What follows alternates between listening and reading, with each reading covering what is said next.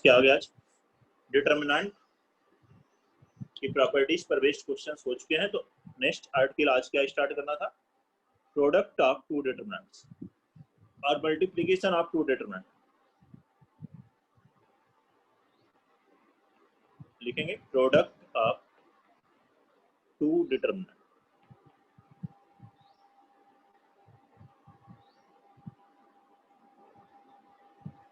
Product of two determinant.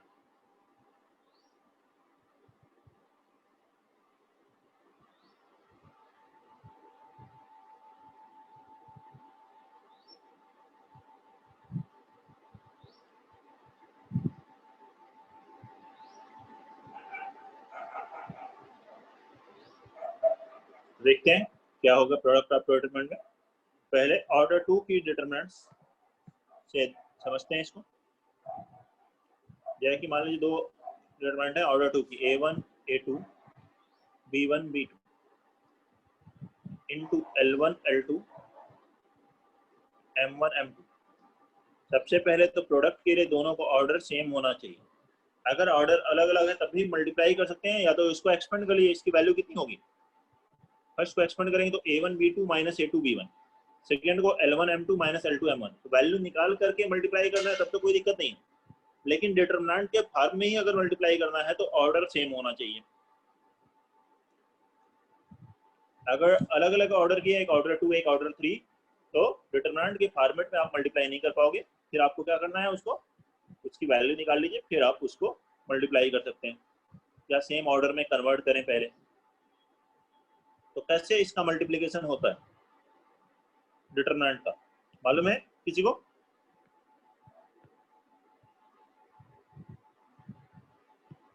देखिए ये first row है, ये सेकेंड रो है फर्स्ट डिटरमिनेंट की। फिर ऐसे ही फर्स्ट कॉलम सेकेंड कॉलम, ऐसे ही यहाँ पे first row second row, first column second column. तो क्या करिए, आप पहले फर्स्ट रो के एलिमेंट्स को यहाँ करेस्पॉन्डिंग फर्स्ट रो के एलिमेंट से मल्टीप्लाई कीजिए और ऐड कर लीजिए। फर्स्ट रो के एलिमेंट को फर्स्ट रो से मल्टीप्लाई करेंगे तो क्या आएगा बताइए? A1 L1, फिर दूसरा आएगा A2 L2। उनको ऐड करके लिखना है। फर्स्ट रो को फर्स्ट रो से मल्टीप्लाई किया, फिर फर्स्ट रो को ही नेक्स्ट सेकेंड रो से मल्टीप्लाई कीजिए। क्या आएगा? A1 M1 plus A2 M2। और रो तो है नहीं, कंप्लीट हो गया। तो ऐसे उनको रो में लिखते जाइए। फिर अब आ जाइए सेकेंड रो पर। सेकेंड रो को मल्टीप्लाई कीजिए फर्स्ट रो के एलिमेंट से corresponding B1 L1 plus B2 L2। फिर सेकेंड रो को मल्टीप्लाई कीजिए सेकेंड रो से यहाँ से, तो आएगा B1 M1 plus B2 M2।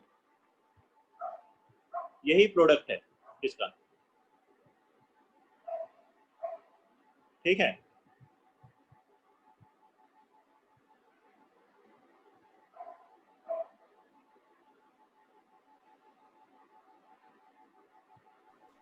First function नहीं होता बेटा A1 L1 plus A2 M1 नहीं लिखते थे?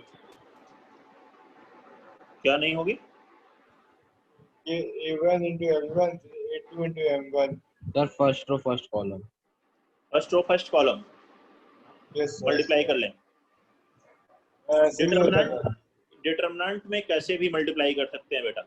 रो को रो से कर सकते हैं, रो को कॉलम से, कॉलम को रो से, कॉलम को कॉलम से, जैसे आपको आसान लगे वैसे कर सकते हैं, ठीक है।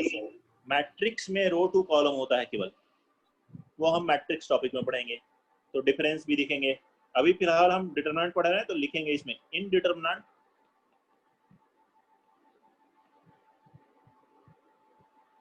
प्रोडक्ट कैन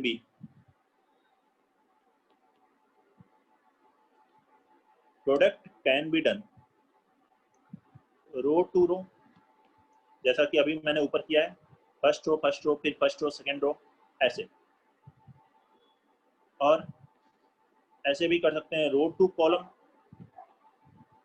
मतलब फर्स्ट रो लीजिए, इधर कॉलम लीजिए, फिर फर्स्ट रो सेकेंड कॉलम, और कॉलम टू रो और कॉलम टू कॉलम। डिटरमिनेंट में इनमें से किसी भी मेथड से मल्टीप्लाई कीजिए, अपीयरेंस पहले देखने में अलग लगेगा, लेकिन डिटरमिनेंट एक वैल्यू एक्सपेंड करने के बाद वैल्यू सेम आएगी। जैसे कि मैं इसी को फिर से देखिए, यहाँ पर इसमें रो टू कॉलम मल्टीप्लाई करके लिखता हूँ, A1 A2 B1 B2 into L1 L2 M1 M2। रो टू कॉलम ये लगा रहे हैं, इसका मतलब फर्स्ट रो को किससे मल्टीप्लाई करना है, फर्स्ट कॉलम से। यप, देखिए first row first column multiply करिए, करस्पॉन्डिंग लिख लीजिए, तो A1 L1 plus A2 M1। फिर फर्स्ट रो को सेकेंड कॉलम से मल्टीप्लाई कीजिए, फिर कितना आएगा वो सेकेंड एलिमेंट लिखिए, A1 L2 plus A2 M2। फिर सेकेंड रो लिखिए, फर्स्ट कॉलम से मल्टीप्लाई कीजिए, B1 L1 plus B2 M1। फिर ऐसे ही first second row second column से B1 L2 plus B2 M2। ये अपीयरेंस और ये अपीयरेंस देखिए दोनों अलग अलग हैं, सेम नहीं है। अपीयरेंस देखने में लगता है कि अलग अलग टाइप की डिटरमिनेंट है, लेकिन सॉल्व करने के बाद दोनों की वैल्यू सेम आएगी। अब बात करते हैं क्वेश्चंस की। क्वेश्चंस में जो जेईई मेंस एडवांस की बात करें तो हमें ऐसा नहीं दिया जाता कि दो डिटरमिनेंट दे दें और आपसे बोल दें 4 ऑप्शंस की मल्टीप्लाई करके बताओ कौन सा आएगा। ये तो बहुत आसान है, इस पर बेस्ड कभी कोई क्वेश्चन इस तरह से नहीं आया। हाँ, लेकिन ऐसे क्वेश्चंस आए हैं मेंस और एडवांस दोनों में ही। क्या आरएचएस दिया हुआ है आपको, ये मैंने ऑर्डर 2 मल्टीप्लाई किया था, ऑर्डर 3 जनरली आता है, क्या दिया रहेगा, आरएचएस एक डिटरमिनेंट दी है। अब आपको सोचना होगा रिवर्स कि ये कौन से दो डिटरमिनेंट का प्रोडक्ट है। आप समझ रहे हैं, आपको ये आरएचएस दिया है, आपको ये सोचना है ये कौन से दो डिटरमिनेंट का प्रोडक्ट है। उल्टा आरएचएस आंसर दिया है, उससे आपको ये सोचेंगे। ठीक है, देखते हैं इस पर बेस्ड क्वेश्चंस, नोट करेंगे इसे। और फर्स्ट क्वेश्चन देखते हैं किस तरह के क्वेश्चंस आ सकते हैं।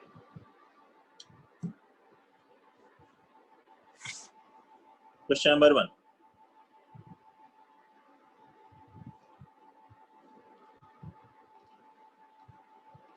Prove that A1 L1 plus B1 M1, फिर A1 L2 plus B1 M2, next A1 L3 plus B1 M3, ऐसे ही A2 L1 plus B2 M1, A2 L2 plus B2 M2, next है A2 L3 plus B2 M3, next है A3 L1 plus B3 M1, A3 L2 plus B3 M2, A3 L3 plus B3 M3 is equal to 0।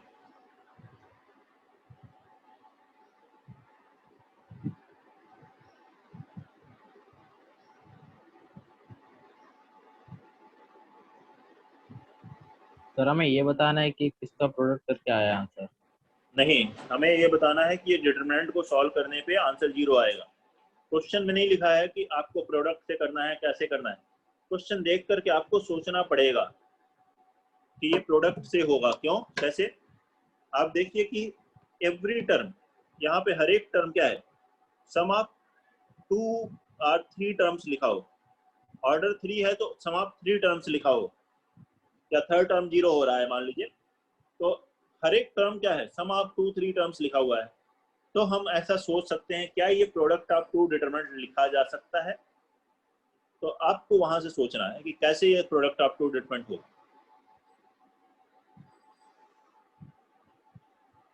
Question में तो केवल ये लिखा है determinant कि इसको सॉल्व करना है। 4 ऑप्शंस दिए हो सकते हैं, एक में 0 हो सकता है और दूसरे ऑप्शंस हो सकते हैं।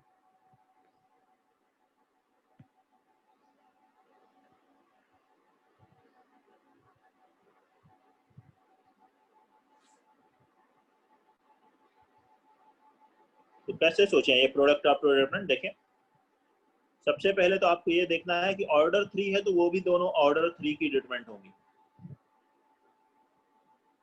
जिस 2 डिटरमिनेंट का ये प्रोडक्ट है LHS, उसमें क्या होगा, उसमें वो दोनों डिटरमिनेंट भी ऑर्डर 3 की डिटरमिनेंट होंगी, क्योंकि ये जो रिजल्ट है ये ऑर्डर 3 का डिटरमिनेंट है। तो कैसे लिखेंगे फिर? यहाँ देखिए A1 L1 लिखा है, मैं एक तरफ A1 लिख दूं, दूसरी तरफ L1, तो हो गया A1 L1, मल्टीप्लाई करेंगे Yes, sir. First row. फिर लिखा है B1 M1, तो यहाँ B1 लिख दें, यहाँ M1 हो गया। लेकिन यहाँ 3 एलिमेंट लिखने चाहिए क्योंकि ऑर्डर 3 है, तो थर्ड एलिमेंट आप यहाँ पे 0, इधर N1 लिख सकते हो या इधर भी 0 लिख सकते हो, वो आपके ऊपर। आगे के एलिमेंट फिर उसके अकॉर्डिंग एडजस्ट करते रहेंगे। देखिए कोई दिक्कत है तो अब मल्टीप्लाई कीजिए फर्स्ट रो, क्या आंसर आया? A1 L1 plus B1 M1 plus 0, ये आया।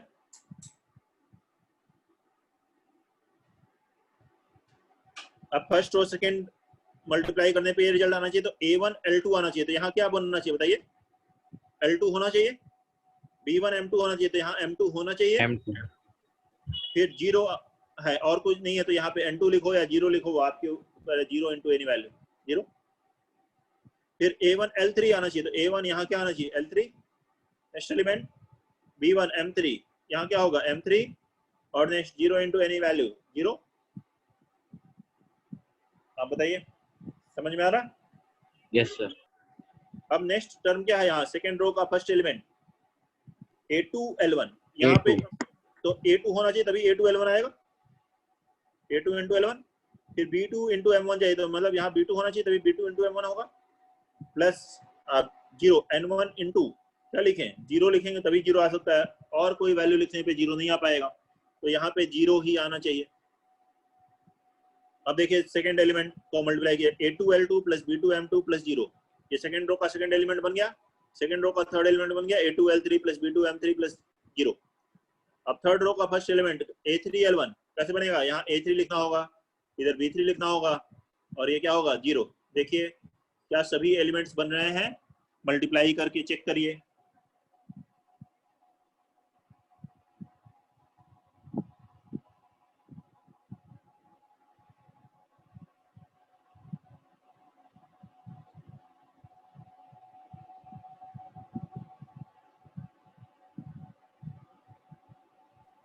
Yes, sir.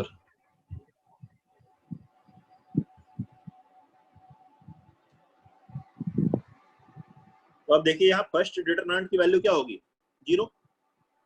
एक रो या एक कॉलम के अगर सभी एलिमेंट 0 हैं तो डिटरमिनेंट की वैल्यू 0, और 0 into any real number will be 0।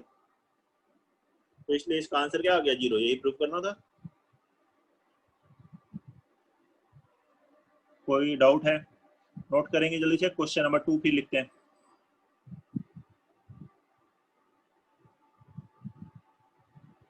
Question number 2, find the value of this determinant A1 minus B1 whole square. फिर है अगला term A1 minus B2 whole square. Next है A1 minus B3 whole square. फिर है A2 minus B1 whole square, A2 minus B2 square, A2 minus B3 square. Next लिखेंगे A3 minus B1 square, A3 minus B2 square, and A3 minus B3 square.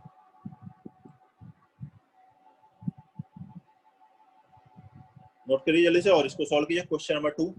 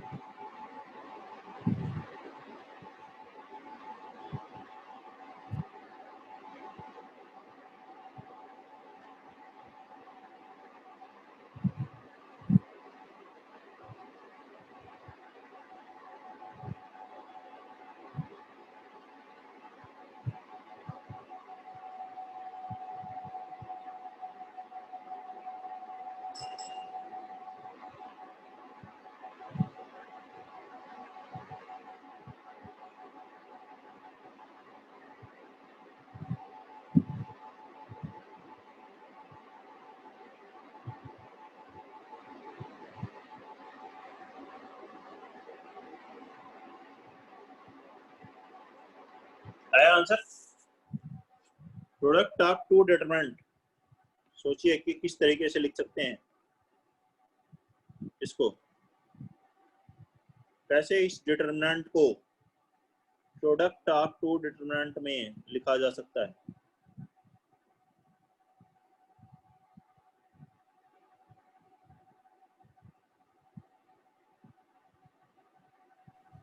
Zero नहीं, zero नहीं है।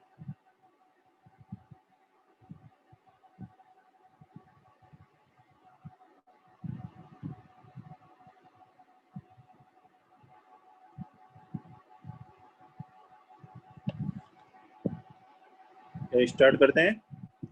पहले मैं इस determinant को थोड़ा सा एक्सपेंड करके ऐसे लिख लेता हूँ। a1 माइनस b1 का होल स्क्वायर क्या होगा? a1 square minus 2a1 b1 plus b1 square. ऐसे ही सेकेंड टर्म को देखो, एक्सपेंड करोगे, a1 square minus 2a1 b2 plus b2 square. ऐसे ही थर्ड टर्म लिख लोगे। ऐसे ही सेकेंड रो वगैरह लिख सकते हैं आप। सेकेंड रो आ जाएगी a2 square minus 2a2 b1 plus b1 square. Third row आ जाएगी a3 square minus 2a3 b1 plus b1 square. आगे का टर्म भी लिख लीजिए। देखें ध्यान से, तो हर एक term, every term, each and every term of this determinant is sum of three terms. Therefore, we should think that can it be written as a product of two determinant? तो जब हर एक टर्म हमारे पास क्या हो, सम of three terms हो, तो हमें सोचना है कि क्या हम इस डिटरमिनेंट को प्रोडक्ट ऑफ टू डिटरमिनेंट की तरह लिख सकते हैं। तो एक बार उसको देखते हैं। दो डिटरमिनेंट का प्रोडक्ट लिखेंगे इसमें।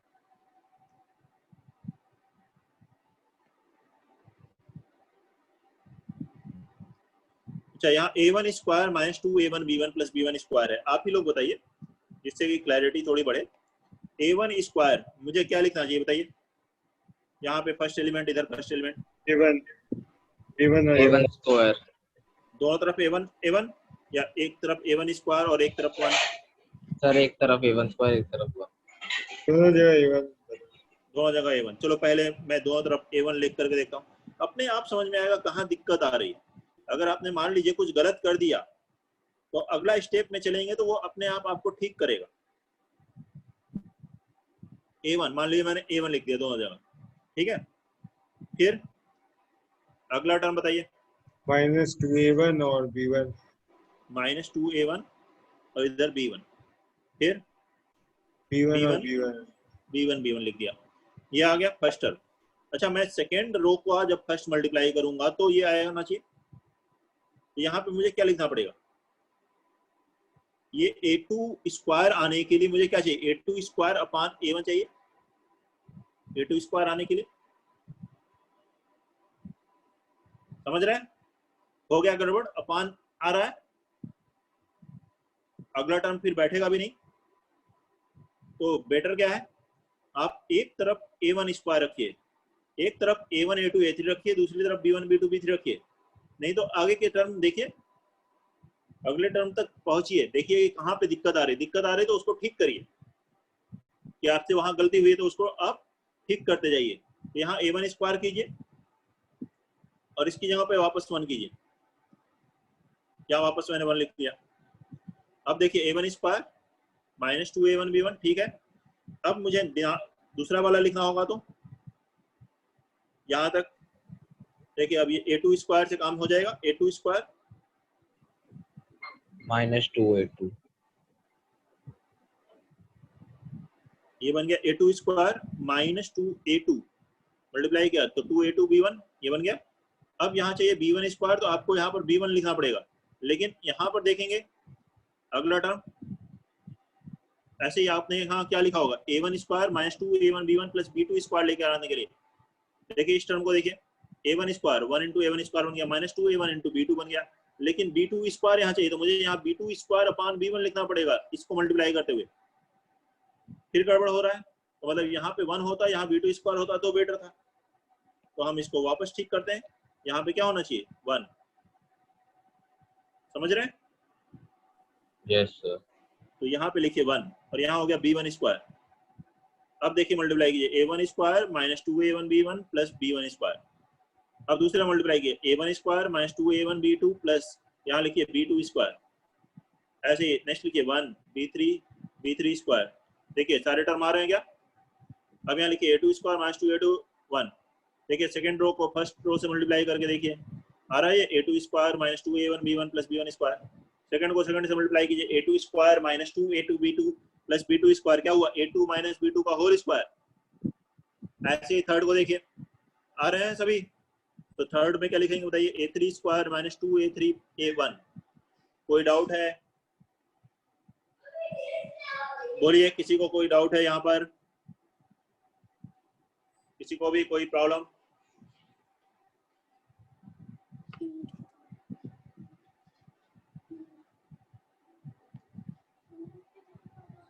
अब क्या करना है, सेकेंड कॉलम से -2 कॉमन लीजिए बाहर, और फर्स्ट और थर्ड कॉलम को इसके इंटरचेंज करेंगे तो माइनस टाइम्स आएगा। ये 1 1 1, ये बन गया a1 a2 a3, ये बन गया a1 square a2 square a3 square, minus minus हो गया यहाँ plus, into 1 1 1 b1 b2 b3 b1 square b2 square b3 square. अब ये एक स्पेशल डिटरमिनेंट है, याद है स्पेशल डिटरमिनेंट क्या होता था उसमें? 1x x square, 1y y square, 1z z square, वो क्या होता है? Sir a A- minus A1 x a minus z। हाँ तो बस वो प्रॉपर्टी लगा लीजिए और आंसर आ गया। तो फर्स्ट वन क्या बनेगा?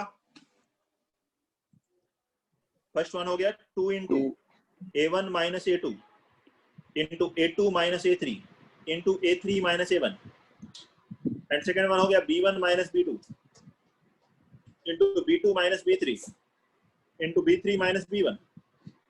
यही इस क्वेश्चन का आंसर, नोट करिए।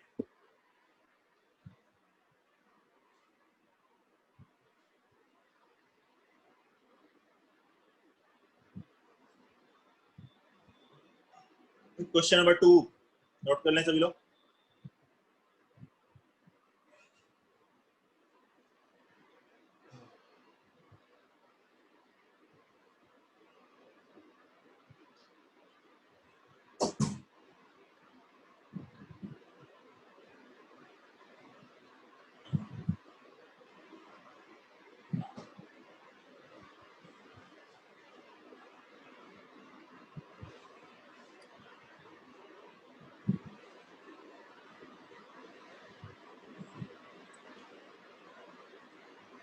लिखते हैं इसका क्वेश्चन नंबर 3।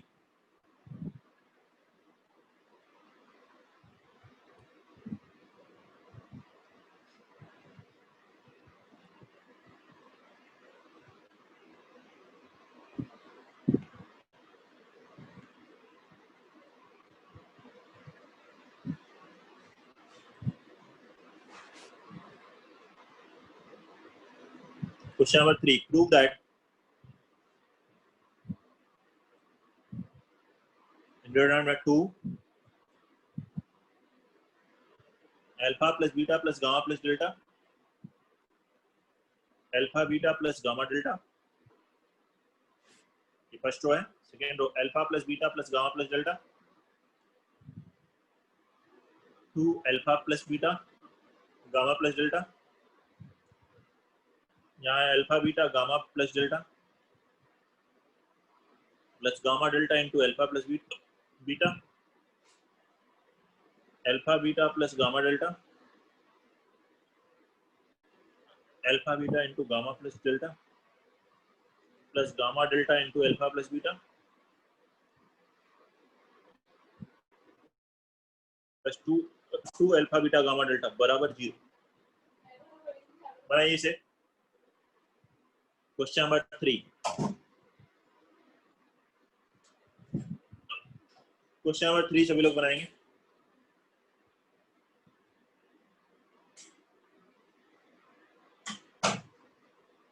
Question number 3।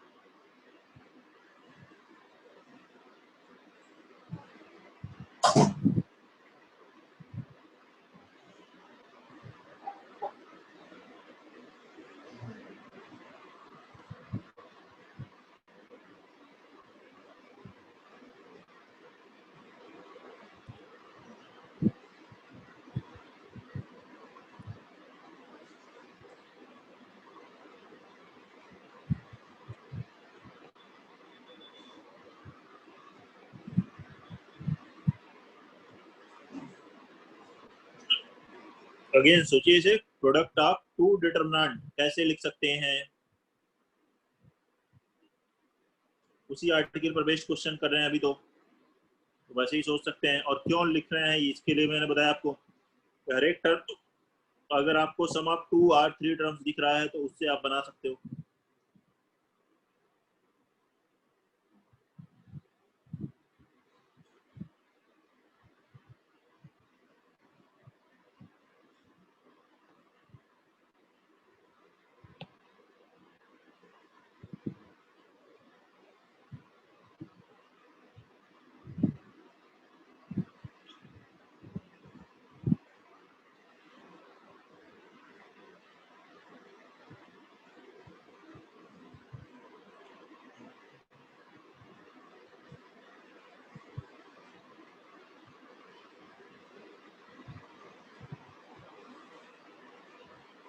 देखिए इस 2 को क्या लिख सकते हो, 1 + 1 लिख सकते हो, 1 + 1 लिख सकते हो। अब इससे सोचिए प्रोडक्ट, एलएचएस में लिया,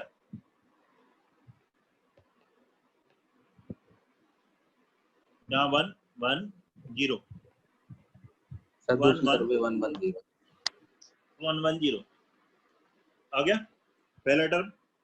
अब दूसरा टर्म बनाइए। क्या करें, अल्फा प्लस बीटा एक लिख लेते हैं, गामा प्लस डेल्टा लिख लेते हैं 0। देखिए 1 into alpha plus beta 1 into gamma plus delta 0 0। कुछ और लिखना चाहते हैं तो आप कुछ और लिख के देख सकते हैं कि अगला टर्म फिर उससे गड़बड़ हो रहा है तो वापस ठीक कर लेंगे। देखिए फिर क्या लिखें, अल्फा बीटा गामा डेल्टा 0 लिख सकते हैं।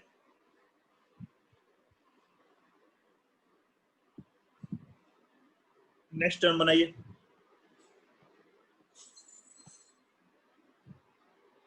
नेक्स्ट टर्म बताइए, यहाँ क्या लिखना चाहिए मुझे, बोलिए क्या लिखें। अल्फा प्लस बीटा, पहला लिखें अल्फा प्लस बीटा, दूसरा गामा प्लस डेल्टा 0। तो ये बन जाएगा सर गलत हो जाएगा थोड़ा सा, बन जाएगा।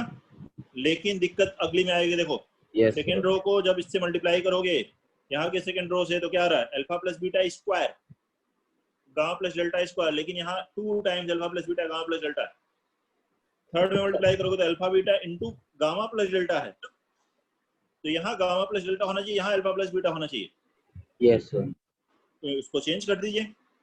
देखिए आगे तक के जो मल्टीप्लिकेशन है उससे अपने आप क्लियर होगा कि कैसे लिखना चाहिए आपको टर्म। तो यहाँ पे आना चाहिए गामा प्लस डेल्टा और इधर होना चाहिए अल्फा प्लस बीटा। अब देखिए मल्टीप्लाई करके बन रहे हैं सभी। यस सर, ऐसे ही देखिए नेक्स्ट वन क्या लिखेंगे, गामा डेल्टा अल्फा बीटा 0।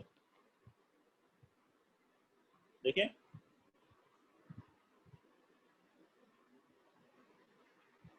अब एक कॉलम सभी एलिमेंट 0 हो तो वैल्यू क्या होती है? 0। 0। तो इसलिए इस प्रोडक्ट की वैल्यू 0 होगी।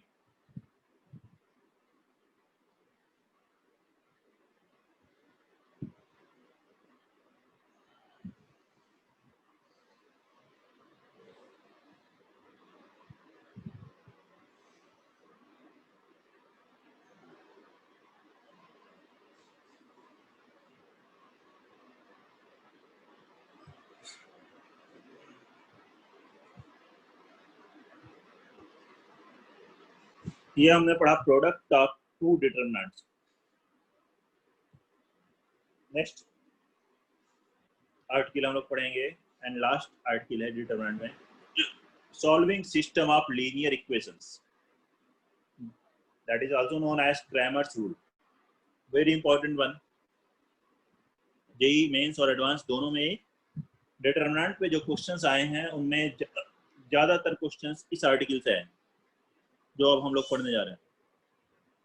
वैसे इससे पहले जो आर्टिकल पढ़े हैं उन सब से भी आए हैं, property of determinant, product of determinant. लेकिन आप नंबर ऑफ क्वेश्चंस की बात करें, 10 क्वेश्चंस अगर डिटरमिनेंट में आए हैं तो आप कह सकते हैं 6 से 7 क्वेश्चंस ये आर्टिकल जो पढ़ने जा रहे हैं उस पे आए।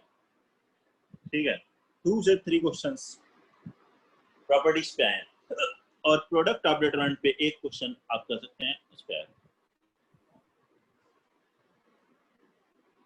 तो नेक्स्ट आर्टिकल है solving system of linear equations.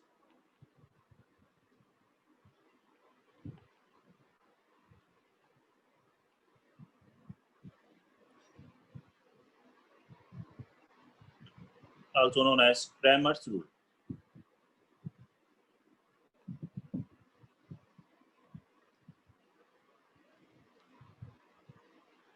First one से पढ़ेंगे,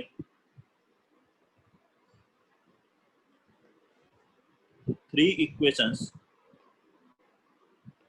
in three unknowns. Three equations in three unknowns.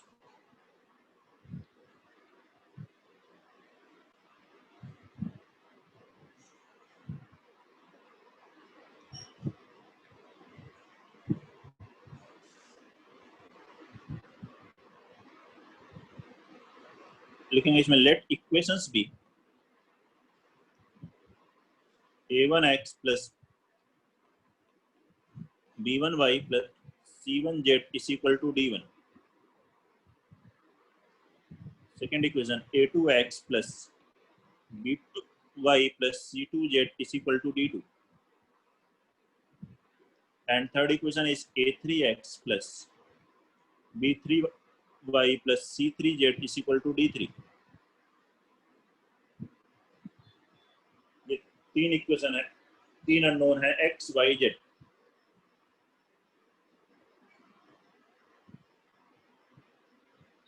इन तीनों इक्वेशंस को अगर सॉल्व करते हैं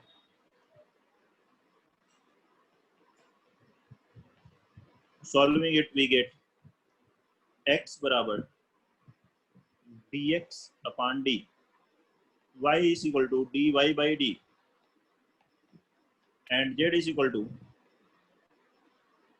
dz by d, where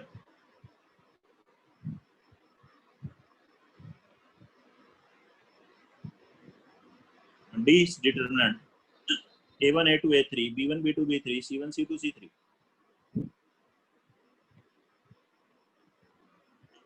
dx is determinant d1 d2 d3 b1 b2 b3 c1 c2 c3.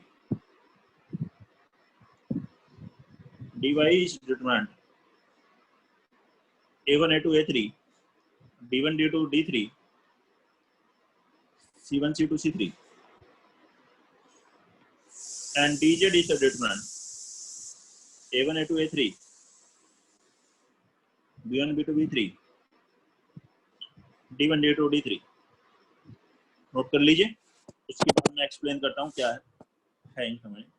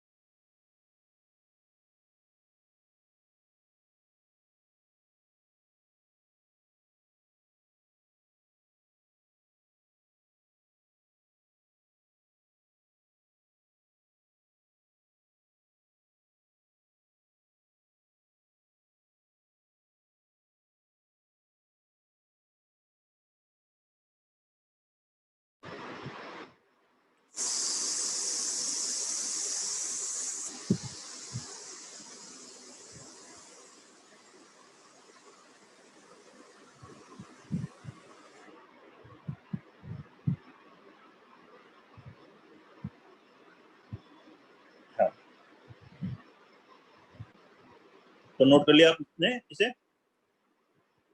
अब देखिए वापस ध्यान से सुनिए।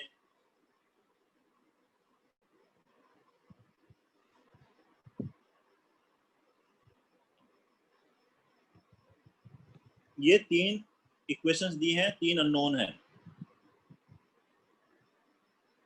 इनको सॉल्व करना है। मान लीजिए हम ये क्रैमर्स रूल नहीं पढ़े होते तो कैसे सॉल्व करते? क्या करते? फर्स्ट सेकंड इक्वेशन में से जेड को एलिमिनेट कर देते, मतलब पहले वाले में C2 से मल्टीप्लाई करो, सेकंड में C1 से सब्ट्रैक्ट कर दो, जेड कैंसिल हो जाएगा। फिर ऐसे सेकंड थर्ड को सॉल्व करते, इसमें C3 से मल्टीप्लाई करते, इसमें C2 से सब्ट्रैक्ट करते, जेड कैंसिल हो जाता, मतलब 2 इक्वेशन 2 अननोन में आ जाती। उससे फिर y को एलिमिनेट करते, x आता, x एक में रखते y आ जाता, y फिर रखते z आता। वो जो वैल्यू आती वही ये वैल्यूज डिटरमिनेंट के टर्म में लिखी गई है, क्योंकि डिटरमिनेंट भी एक वैल्यू है। अगर उसको सॉल्व करेंगे तो कंप्लीटली उसी वैल्यू के बराबर ही आ रहा है। जहां ये d क्या है, d सभी में देखिए डिनोमिनेटर सबका सेम है, वो है एक डिटरमिनेंट है जो x, y और z के कोफिशिएंट से बन रही। dx क्या है, x के कोफिशिएंट के प्लेस पर, x के कोफिशिएंट के प्लेस पर आपको क्या रखना है, ये कांस्टेंट टर्म रखना है जो आरएचएस में लिखा था। ऐसे dy क्या है, y के कोफिशिएंट के प्लेस पर, d में जो y का कोफिशिएंट है उसके प्लेस पे बाकी सब वही रखना है, ये कांस्टेंट टर्म रखना है, ये है dy। और ऐसे ही dz क्या है, यहाँ z के कोफिशिएंट के प्लेस पर कांस्टेंट टर्म रखना है। देखिए कोई दिक्कत है तो बताइए।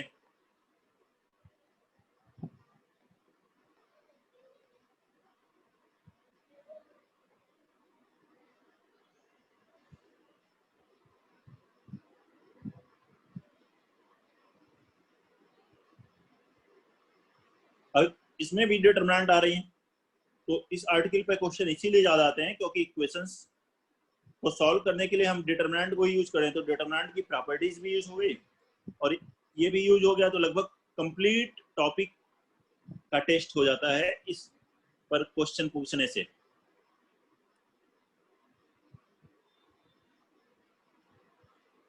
अब इसी में ये लिखें कुछ पॉइंट। फर्स्ट पॉइंट लिखे, if d is not equal to 0, d क्या था, डिटरमिनेंट जो डिनोमिनेटर में थी, देखिए x था, याद कीजिए dx बाई डी था, y था dy बाई डी और z था dz बाई डी। इसमें जो डिनोमिनेटर वाली डिटरमिनेंट है वो d है। अगर डिनोमिनेटर 0 नहीं है देन इक्वेशंस जो है x y z में जो 3 इक्वेशंस दी है will have a unique solution, will have a unique solution। Unique solution मतलब x की एक वैल्यू होगी, y की एक वैल्यू होगी और z की एक वैल्यू होगी। मान लीजिए x आ गया 1, y आ गया 7, z आ गया -2। ऐसा मैं बस एजम्पशन के लिए बोल रहा हूँ। मान लीजिए आ गया, तो x की एक वैल्यू, y की भी एक वैल्यू, z की भी एक ही वैल्यू होगी जो कि इक्वेशन को सेटिस्फाई करे, उसे कहते हैं यूनिक वैल्यू। ठीक है, ये तो एग्जांपल याद, इस तरीके से होगा। और जब भी इक्वेशंस के सॉल्यूशंस होते हैं, जब भी इक्वेशंस के सॉल्यूशंस होते हैं तो उन इक्वेशंस को क्या कहते हैं, equations are said to be consistent and are said to be consistent. Consistent इस वर्ड का क्या मतलब है कि इक्वेशंस के सॉल्यूशन हैं वो या तो यूनिक सॉल्यूशन है या उससे ज्यादा है, लेकिन सॉल्यूशंस हैं तो हम कहेंगे कि इक्वेशंस आर कंसिस्टेंट।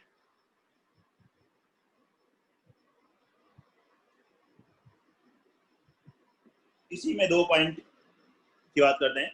डिनोमिनेटर 0 नहीं है, लेकिन अगर न्यूमरेटर की सारी वैल्यू 0 हो गई, if d is not equal to 0 then dx dy dz all are equal to 0, या फिर इसको ऐसे लिख लीजिए, देखिए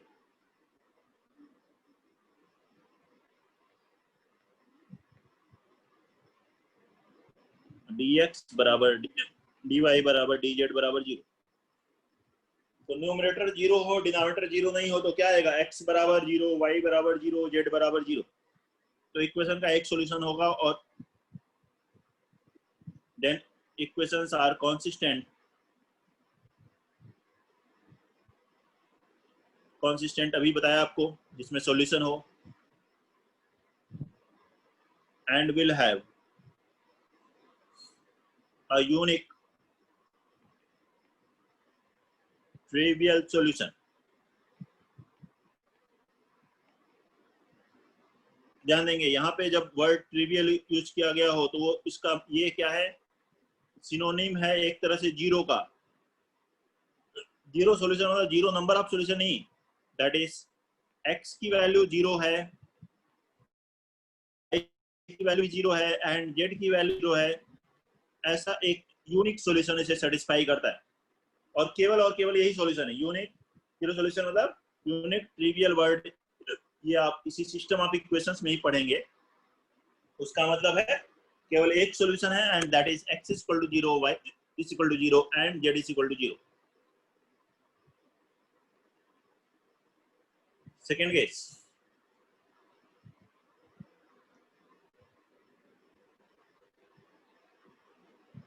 सेकेंड केस में भी यही, फर्स्ट का ही दो पार्ट हम लोग पढ़ रहे हैं। डिनोमिनेटर 0 नहीं है and dx dy dz all are not zero। जो न्यूमरेटर है वो सभी जीरो नहीं है। पहला केस क्या कहा था, न्यूमरेटर में सारे जीरो हैं। अब सेकेंड में कह रहे हैं न्यूमरेटर में सारे जीरो नहीं है, एक जीरो हो सकता है, दो जीरो हो सकते हैं, लेकिन तीनों जीरो नहीं है, या हो सकता है तीनों non zero. Then equations are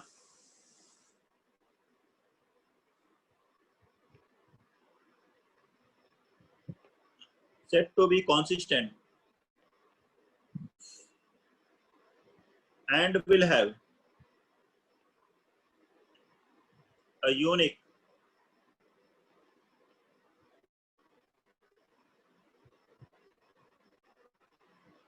non-trivial means non zero solution, मतलब सभी सॉल्यूशंस जीरो नहीं हैं, that is all x y z are not zeros।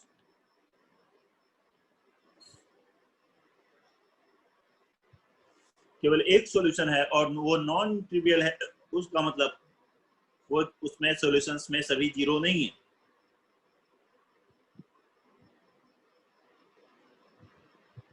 Note कर लें, ये फर्स्ट केस था जब डिनोमिनेटर जीरो नहीं है, और न्यूमरेटर या तो जीरो हो सकता है या जीरो नहीं हो सकता है।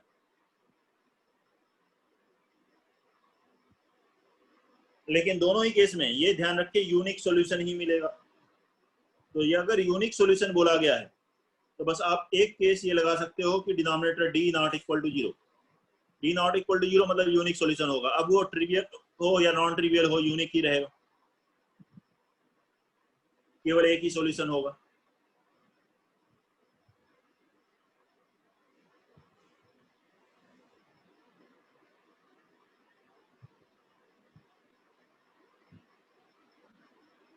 सेकेंड केस लिखेंगे,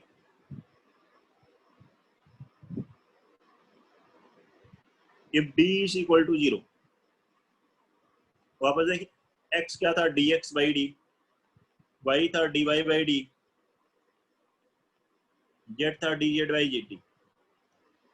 d जीरो मतलब डिनोमिनेटर जीरो है, एंड न्यूमरेटर भी अगर सारे जीरो हैं एंड न्यूमरेटर भी जीरो हैं, तो उस केस में क्या होता है, then equations are set to be consistent. Consistent मतलब उनका सॉल्यूशन होगा। Equations are set to B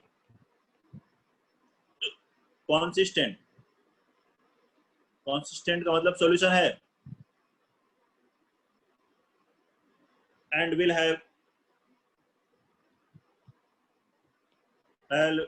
have infinite number of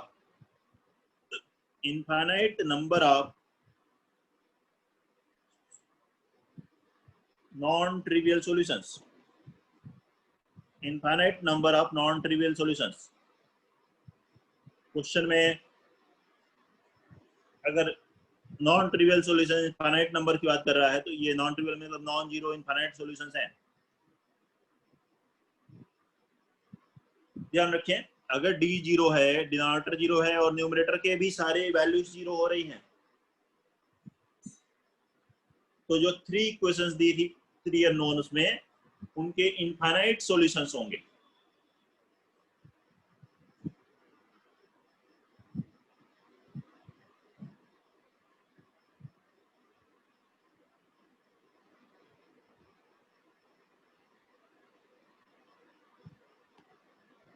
note कर लीजिए इसे। Third case, if d is equal to 0, denominator 0 है, and at least one of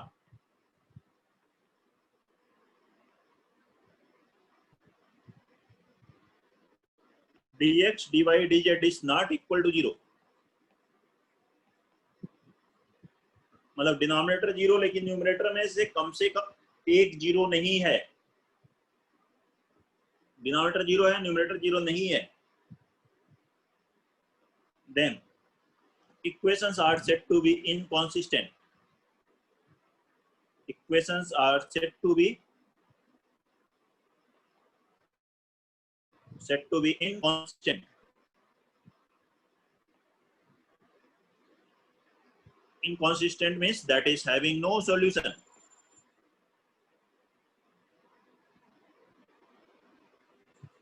मतलब equations का कोई सॉल्यूशन नहीं होगा।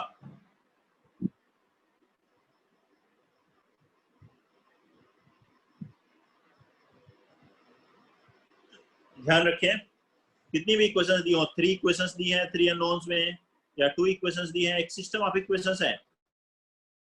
Equations pair of straight lines होती हैं, स्ट्रेट लाइंस या इंटरसेक्ट करती हैं तो एक यूनिक पॉइंट पे इंटरसेक्ट करती हैं, एक सॉल्यूशन होता है। पैरेलल होती हैं तो कोई सॉल्यूशन नहीं होता। दोनों अगर एक ही लाइन बन जाए, कोइंसिड कर जाएं, तो कितने सॉल्यूशन होते हैं? इनफाइनाइट। पैरेलल है तो 0, इसमें कितने हैं? 1। तो केवल यही 3 केसेस की पॉसिबिलिटी है। ऐसे ही 3 इक्वेशंस भी हैं, या कितनी भी इक्वेशंस हो, केवल 3 पॉसिबिलिटी हैं। क्या होता है? आइदर यूनिक सॉल्यूशन, केवल एक सॉल्यूशन आएगा, एक सॉल्यूशन मतलब x की एक वैल्यू, y की एक वैल्यू, z की एक वैल्यू, और नो सॉल्यूशन, कोई सॉल्यूशन नहीं आएगा। या फिर इनफाइनाइट नंबर ऑफ सॉल्यूशंस होंगे, इनफाइनाइटली मेनी सॉल्यूशंस।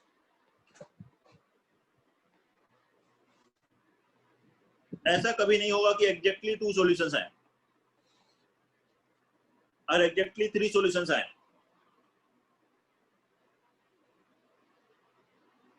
आइदर 0 और 1, और 1 से ज्यादा तो इनफाइनाइट। जेई में एक बार ऐसा भी आया है कि एग्जैक्टली 2 सॉल्यूशंस का ऐसा कोई केस नहीं था, तो डायरेक्ट आंसर लिखना था एडवांस में। वो आपको एक्सरसाइज में दिख जाएगा, डिस्कशन के समय बता देंगे, देख लीजिए। कोई प्रॉब्लम है इन पॉइंट्स में किसी को भी?